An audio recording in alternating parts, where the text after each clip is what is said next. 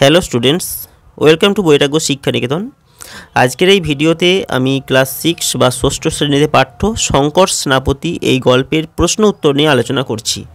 শ্যামল গঙ্গোপাধ্যায়ের লেখা এই শঙ্কর সেনাপতি গল্প থেকে যে সমস্ত প্রশ্ন তোমাদের পরীক্ষা আসবে তেমনই গুরুত্বপূর্ণ প্রশ্ন এবং তার উত্তর আজকের ভিডিওতে আমি আলোচনা করেছি। ভিডিওটি স্কিপ না করে শেষ পর্যন্ত দেখো, প্রয়োজনে খাতা কলম নিয়ে প্রস্তুত হয়ে যাও। ভিডিওর ডিসপ্লেতে এই প্রশ্নের উত্তরগুলি দেখার সঙ্গে সঙ্গে তোমরা লিখে নাও। আজকের শঙ্কর সেনাপতি এই গল্প থেকে প্রথম প্রশ্ন হলো যে বাতাসে সর্বদা জলের ঝাপটা থাকে কেন? উত্তর হবে 5-7 মাইলের ভিতরে বঙ্গোপসাগর থাকায় বাতাসে জলের কণা ভেসে আসে। পরের প্রশ্ন, বিভীষণ দাস কে? উত্তর হবে বিভীষণ দাস আকন্দবাড়ি স্কুলের প্রকৃতি বিজ্ঞানের শিক্ষক। পরের প্রশ্ন, বিভীষণ দাস কোন পাখির কথা বলেছিলেন? উত্তর হবে বিভীষণ দাস ক্লাস 5-এ প্রকৃতি বিজ্ঞানের ক্লাসে এমু পাখির কথা বলেছিলেন। পরের প্রশ্ন, বইতে কোন ছবি ছিল? বইতে পাখির ছবি ছিল। পরের প্রশ্ন, ক্লাসে কতগুলি ছেলে মেয়ে ছিল? ক্লাসে 30 ছেলে মেয়ে ছিল। পরের প্রশ্ন, ছাত্রছাত্রীদের বাড়ি কোথায়? অর্থাৎ যে ছাত্রছাত্রী সেই স্কুলে পড়তে এসেছিল আকন্দবাড়ি স্কুলে, তাদের বাড়ি কোথায় ছিল? উত্তর হবে ভেটুরিয়া, সাঁইবাড়ি, ঘোলপুকুর, আকন্দবাড়ি, এগুলি সব গ্রামের নাম। এই সব গ্রাম থেকে ছেলেমেয়েরা স্কুলে পড়তে এসেছিল। পরের প্রশ্ন, স্কুল বাড়িটি দেখতে কেমন? স্কুল বাড়ির ছাদটি টালির তৈরি, মাটির দেওয়াল এবং মাটির মেঝে, কাঠের বেঞ্চি রয়েছে স্কুল ঘরে, আর জানালায় কোনো শিক নেই বা কোনো গার্ড নেই। পরের প্রশ্ন, স্কুলের জানালা দিয়ে কি দেখা যায়? স্কুলের জানালা দিয়ে আকাশের মেঘ দেখা যায়, আকাশে পাখি উড়লে তাও দেখা যায়। পরের প্রশ্ন, নারকেল গাছের মাথার উপরে কোন পাখি উড়ছে? শঙ্খচিল পাখিটি নারকেল গাছের মাথার উপরে উড়ছে। পরের প্রশ্ন, শঙ্কর একদিন কি স্বপ্ন দেখে? উত্তর হবে শঙ্কর স্বপ্নের ভিতরে পাখির মতো ভেসে পড়ে, ঘোলপুকুরে গাব গাছের উঁচু ডাল থেকে ঝাঁপ দিচ্ছে সে বড় দিঘিতে, আর সোজা জলে না পড়ে পাখির মতো সে ভাসছে, ডানার বদলে 2 হাতে বাতাস কাটছে, বাতাস যেন জলের মতো মনে হয় তার, পিছনে 2 পা ঠেলে দিয়ে সে আরও উঁচুতে উঠে যাচ্ছে, তার দেখা শঙ্খচিল পাখির মতোই সে বাতাসে উঠছে, এমনই স্বপ্ন সে মাঝে মধ্যেই দেখে। পরের প্রশ্ন, শঙ্কর থতমত খেয়ে উঠে দাঁড়ালো কেন? মাস্টারমশাইয়ের ডাক শুনে শঙ্করের স্বপ্নের ঘোর কেটে যায়, তাই সে থতমত খেয়ে উঠে দাঁড়িয়েছিল। পরের প্রশ্ন, স্কুলের সামনে কি আছে? স্কুলের সামনে ধান ক্ষেত আছে। পরের প্রশ্ন, মেঘের ছায়া কোথায় পড়ল? স্কুলের সামনে ধান ক্ষেতে সবুজ রোয়া ধানে মেঘের ছায়া পড়ল। পরের প্রশ্ন, শঙ্কর বুক ঠুকে কি বলেছিল? শঙ্কর বুক ঠুকে বলেছিল মাস্টারমশাই ক্লাসে এমু পাখির কথা বলছিলেন। পরের প্রশ্ন, ছাত্ররা মাস্টারমশাইয়ের কথাটিকে কি উচ্চারণ করে? ছাত্ররা দ্রুত উচ্চারণের কারণে মাস্টারমশাই এই কথাটিকে বলে মাস্সাই, অর্থাৎ মাস্টারমশাই হয়ে গেছে মাস্সাই।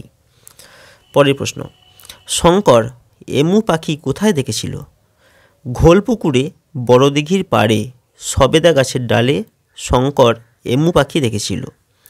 পরের প্রশ্ন, শঙ্কর এমু পাখির কেমন বর্ণনা দিয়েছিল? শঙ্কর বলেছিল এমু পাখি বাজ পাখির থেকেও বড়, তার চওড়া বুক, উড়ে গেলে ডানায় বাতাস কাটার শব্দ হয়, আর তখন অন্য পাখিরা ভয়ে সরে যায়। এমু পাখির গায়ের রং গাঢ় ছাই রঙের, এমনই কথা বলেছিল শঙ্কর। পরের প্রশ্ন, বলি এটা কি 55 অপেরা পেয়েছ? কে কেন এ কথা বলেছিল? আকন্দবাড়ি স্কুলের মাস্টারমশাই শঙ্করকে এ কথা বলেছিল। শঙ্কর এমু পাখির একটি কাল্পনিক বর্ণনা দিয়েছিল।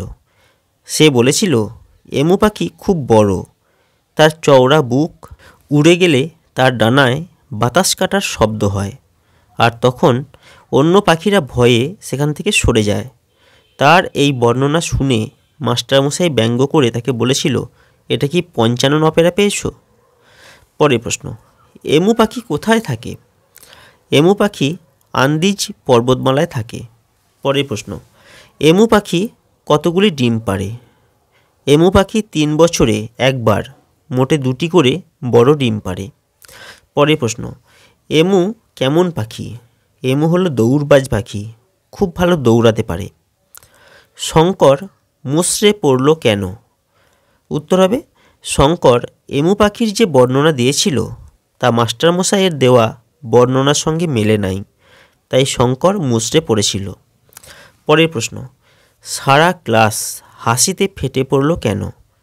উত্তর হবে, শঙ্কর বলেছিল সে স্বপ্নে এমু পাখি দেখেছিল, আর একথা শুনে সারা ক্লাস হাসিতে ফেটে পড়েছিল। পরের প্রশ্ন, শঙ্করের বাবার নাম কি? শঙ্করের বাবার নাম অভিমন্যু সেনাপতি। খুব ভালো করে মনে রাখবে, পরীক্ষায় এই প্রশ্নটা আসে যে শঙ্করের বাবার নাম অভিমন্যু সেনাপতি। শঙ্করের বাবা স্কুলে আসতে পারবে না কেন? শঙ্করের বাবা খুব অসুস্থ, তাই সে স্কুলে আসতে পারবে না। পরের প্রশ্ন, শঙ্কর রোজ স্বপ্ন দেখে কেন? স্কুলের এক ছাত্র সমীরকান্ত দীক্ষিতের মতে শঙ্করের রোজ খুব পেট গরম হয়, তাই সে স্বপ্ন দেখে। পরের প্রশ্ন, শঙ্করের পেট গরম হয় কেন? শঙ্কর সারাদিন গাছে থাকে, সারাদিন সে গাব, জাম, নোনা এবং ডাব এইসব খেয়ে বেড়ায়, তাই তার পেট গরম হয়। পরের প্রশ্ন, শঙ্কর কি কি স্বপ্ন দেখে? শঙ্কর স্বপ্নে দেখে সে পাখি হয়ে উড়ছে, আবার ধপ করে স্বপ্নের ভিতর সে খাট থেকে পড়েও যায়। ঘুম ভাঙলে সে টের পায় সে খাট থেকে পড়েনি, তার বাঁ পায়ের শিরায় টান ধরেছে। পরের প্রশ্ন, শঙ্করের স্বপ্নে এমু পাখিকে দেখে কোন পাখি চিৎকার করছিল? কাকের দল এমু পাখিকে দেখে চিৎকার করছিল, এমনই স্বপ্ন দেখেছিল শঙ্কর। পরের প্রশ্ন, শঙ্করের স্বপ্নে বাতাসের রং কেমন? শঙ্করের স্বপ্নে বাতাসের রং নীলচে।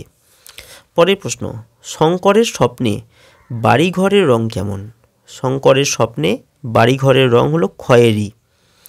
পরের প্রশ্ন, স্বপ্নে ধাক্কা খেলে কি হয়? স্বপ্নে ধাক্কা খেলে কোনো ব্যথা লাগে না, অনেকটা যেন ঘোল পুকুরে বড় দিঘিতে ডুব দিয়ে মাটি তোলার পর ভেসে ওঠার মতো মনে হয় শঙ্করের।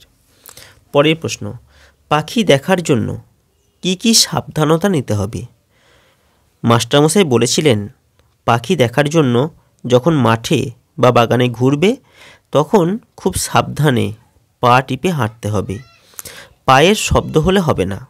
জামা কাপড়ের রং শুকনো পাতার রং বা জলপাই রঙের হলে খুব ভালো হয়, এই রং গাছের পাতার সাথে মিশে থাকে। বেগুনি রঙের জামা পরলেও খুব ভালো হয়। পরের প্রশ্ন, পাখি কোন রং দেখতে পায় না? পাখি বেগুনি রং দেখতে পায় না। পরের প্রশ্ন, শঙ্কর কি কি পাখি দেখেছিল? শঙ্কর মাছরাঙা, হাঁড়ি চাঁচা, ডৌখোল, পানকৌড়ি, তিতির এইসব পাখি দেখেছিল। পরের প্রশ্ন, শঙ্করের বুক গর্বে ফুলে উঠল কেন? মাস্টারমশাই শঙ্করকে বলেছিলেন চোখ খোলা রেখে পৃথিবীর পাখি, গাছপালা, মেঘ, আলো সব দেখতে হবে, আর এই কথা শুনে তার বুক গর্বে ভরে উঠেছিল। আজকের শেষ প্রশ্ন, বড় বই এবং বড় পড়াশোনা কি? মাস্টারমশাই বলেছিলেন খোলামেলা পৃথিবী হলো সবথেকে বড় বই, আর পৃথিবীকে চোখ ভরে দেখাই হলো সবথেকে বড় পড়াশোনা। তা এই হলো ক্লাস 6 বা 6ষ্ঠ শ্রেণীতে পাঠ্য শঙ্কর সেনাপতি এই গল্পের অত্যন্ত গুরুত্বপূর্ণ প্রশ্ন এবং তার উত্তর। তোমাদের কোনো প্রশ্ন থাকলে কমেন্ট করে আমাকে লিখে জানাও, তোমাদের প্রত্যেকটি প্রশ্নের উত্তর আমি দেব। ভিডিওটি যদি ভালো লাগে লাইক করবে, শেয়ার করবে, আর অবশ্যই চ্যানেলটিকে সাবস্ক্রাইব করবে। আজকের ভিডিও এখানে শেষ করছি, ভালো থাকবে।